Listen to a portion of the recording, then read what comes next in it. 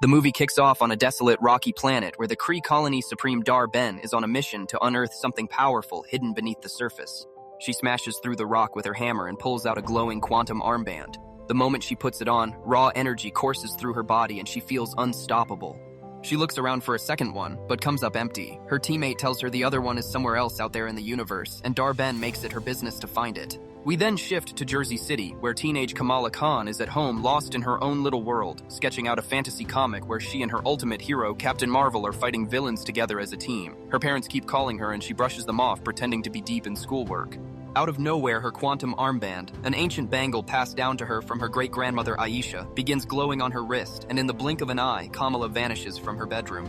We are then taken back one day earlier, where Captain Marvel lies on her bed, replaying haunting memories of the day she had to abandon her loved ones to answer the call of a mission, only for everything she left behind to be wiped out by enemies the moment she turned her back. The pain becomes unbearable and she shuts it down. Nick Fury contacts her and tells her that their network system has been badly disrupted and the source of the problem appears to be a malfunctioning jump point somewhere in space. He sends her to investigate and mentions that Monica Rambeau, the daughter of her old dear friend, is already out there with a crew working on it. Monica approaches the jump point carefully, studying the strange energy leaking out of it. Captain Marvel arrives shortly after and notices the jump point is wedged open and completely stuck. She also spots a freshly dug hole nearby left behind by Dar Ben and her team. The two women close in on the jump point from opposite sides and make contact with it at the exact same moment. Back on Earth, Kamala touches her armband and the connection between all three is triggered. All three women swap places in a flash. Monica is flung to the ground by the force of the jump point energy. Captain Marvel crashes through the door of Kamala's bedroom and lands in her room surrounded by Captain Marvel posters and merchandise. Kamala finds herself floating in space near Fury's spaceship, dressed in Monica's spacesuit with absolutely no clue what is happening. She spots Fury through the window and gives him an awkward wave, and Fury just assumes she is some passing astronaut. Captain Marvel walks around Kamala's room, picks up the fan comic Kamala was drawing, and then wanders into the living room where Kamala's parents nearly faint at the sight of her. She slips out of the house and flies toward Fury's ship, but gets intercepted by a squad of Dar Ben's soldiers mid-flight. She takes them all down and squeezes one of them for information about Dar Ben's next move. She learns that Dar Ben has traveled to Tarnax, a planet that became a refuge for the Skrull people after their homeworld was destroyed. Dar Ben is posing as a peacemaker, pretending to continue old negotiations between the Kree and the Skrulls. Captain Marvel immediately sets course for Tarnax to shut it down and informs Fury, who urges her to stand down. Back on the ship, Monica is interrogating Fury about the swapping, and Fury tells her she exchanged places with a girl named Kamala Khan, though neither of them can explain the mechanics of it yet. At Kamala's house, her parents are buzzing with excitement, telling Kamala that Captain Marvel herself walked out of her bedroom and asking how the two of them know each other. Kamala can barely process the fact that her idol was literally standing in her room. Captain Marvel arrives at Tarnax, where Dar Ben stands before the Skrulls making her pitch. She tells the Skrulls that she wants them to join her on her mission to restore Hala, the destroyed Kree homeworld. Her plan is to reignite Hala's sun, fill the atmosphere with breathable air, and rebuild it into a thriving planet that both the Kree and the Skrulls can call home, since both species have spent years running and hiding with nowhere to belong. A guard spots Captain Marvel, and before she can make a move, she accidentally triggers the swap. Kamala suddenly appears in the middle of Tarnax, surrounded by hostile guards with no fighting skills ready and no idea what is happening. Captain Marvel's Flirkencat Goose steps in and starts swallowing guards whole to buy time before another swap occurs, and Monica is thrown into the chaos and starts fighting off the guards. Kamala lands back at her own house with Goose and tries to explain the situation to her parents, who understand nothing. Goose eventually feels the pressure of all the guards sitting in his stomach and starts coughing them back up all over the house. Kamala and her parents have no choice but to get physical and start fighting off the guards themselves. Meanwhile, Captain Marvel is on Fury's ship, explaining to him how the three of them touching the jump point caused the swapping to begin. She accidentally activates her powers mid-conversation and teleports straight into the fight at Kamala's house. Together, she and Kamala battle the guards, and Kamala uses her armband to conjure a protective energy construct that scoops up the remaining guards and transports them directly to Fury's ship, where Fury and his team finish them off. The fighting eventually dies down across all three locations. Fury and Monica make their way to Kamala's house, introduce themselves to her stunned parents, and tell Kamala she needs to come with them. Captain Marvel swaps back into the house as well, and for the first time, the two women are standing in the same room together. They begin piecing together what is happening, and figure out that the swapping was triggered by all three of them making contact with the jump point simultaneously, and that using their powers continues to cause the switches.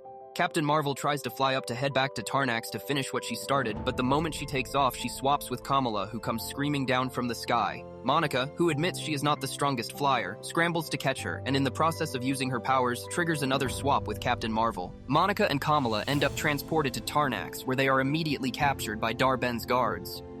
Dar-Ben approaches them, and her teammate tells her the two girls are connected to Captain Marvel. Dar-Ben takes this as a sign of betrayal, convinced the Skrulls invited Captain Marvel and her associates to sabotage her. Kamala quickly hides her armband. Dar-Ben fires up her armband ready to destroy them, but Captain Marvel appears and a wild brawl breaks out with everyone swapping positions left and right in the middle of the fight. Dar-Ben decides she is done playing around and activates her armband to do what she came to do. She tears open jump points and uses them to drain the entire atmosphere of Tarnax, condemning the Skrulls on the planet to death in order to give that stolen oxygen to dying Hala. Captain Marvel and her team fight desperately to evacuate as many Skrulls as possible, but many lives are lost. The surviving Skrulls are loaded onto Captain Marvel's ship and transferred to a safe location through one of her trusted contacts. Back on Hala, the people breathe real air for the first time in years and begin worshipping Dar-Ben as their savior, praising her for delivering on her promise to restore their world. She tells them she is not finished and will keep going until everything is fully restored. Aboard Captain Marvel's ship, Monica turns to Carol and asks her directly why she never came back after she promised she would.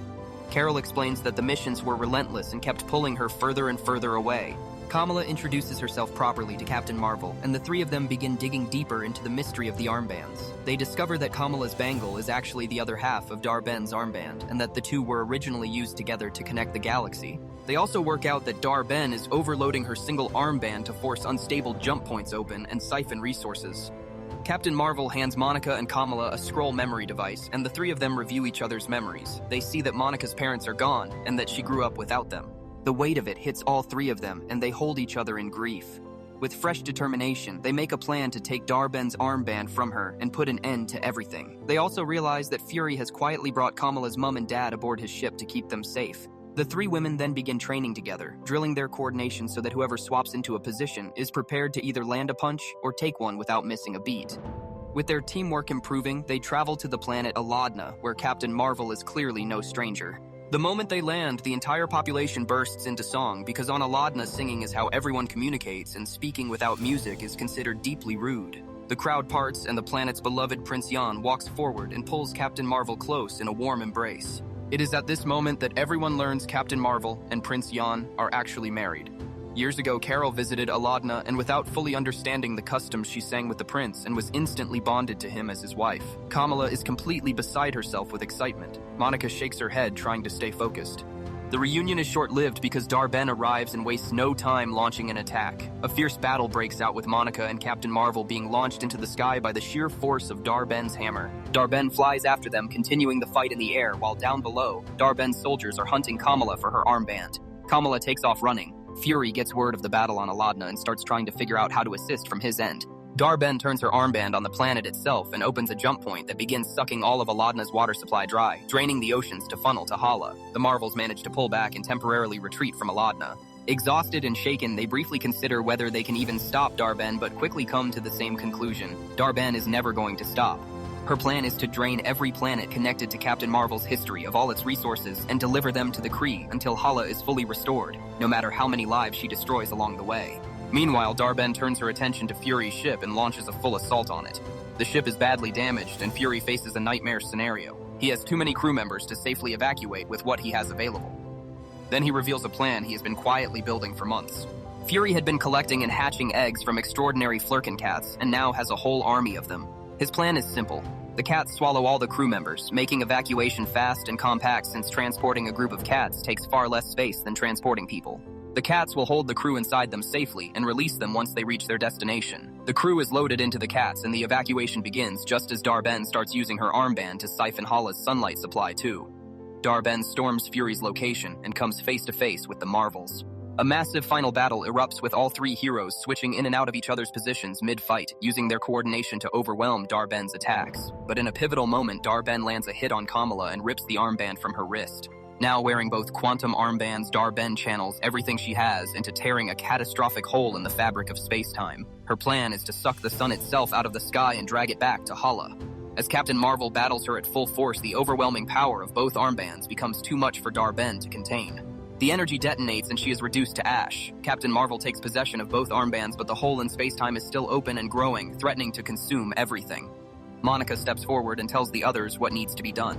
Kamala must combine the power of both armbands with Captain Marvel's energy to generate enough force to push Monica through the tear. Monica will travel through to the other side of the parallel universe and absorb the energy from within to seal the hole shut. What Monica does not tell them is that sealing it from the other side means she will be permanently trapped in that parallel universe and can never return. Kamala and Captain Marvel push Monica through with everything they have. As the hole begins to close, Captain Marvel realizes the truth. Monica is not coming back. She screams and reaches for her, but Monica looks back at her with peace in her eyes. She tells Captain Marvel she understands everything now, and she is ready. She tells Kamala she is extraordinary. Then the hole seals completely, and Monica is gone. With both armbands now recovered, the power switching between the three of them stops entirely. Back on Earth, Kamala returns home while Captain Marvel flies to Hala to do what she promised. Restore the planet's dying sun and give the Kree people a future worth living for. Afterwards, Captain Marvel and Kamala work together to set up a proper, safe new home for Kamala's parents. Elsewhere, we see a young woman suiting up and going to recruit a brand new member for what appears to be a team of young heroes being assembled. In the parallel universe, Monica wakes up in a hospital bed, confused and disoriented. A woman enters the room and Monica's breath catches. It is her mother, but the woman does not know who Monica is. In this world, she may not yet be her mother, or perhaps this version of her has never had Monica at all. Standing in the doorway is a large blue figure, Dr. Hank in a different form, who tells Monica her mother will explain everything. Monica stares in stunned silence, realizing she is stranded in a world that looks like hers but is not, and the movie comes to an end. If you enjoyed this recap, make sure to subscribe to the channel for more. See you in the next one.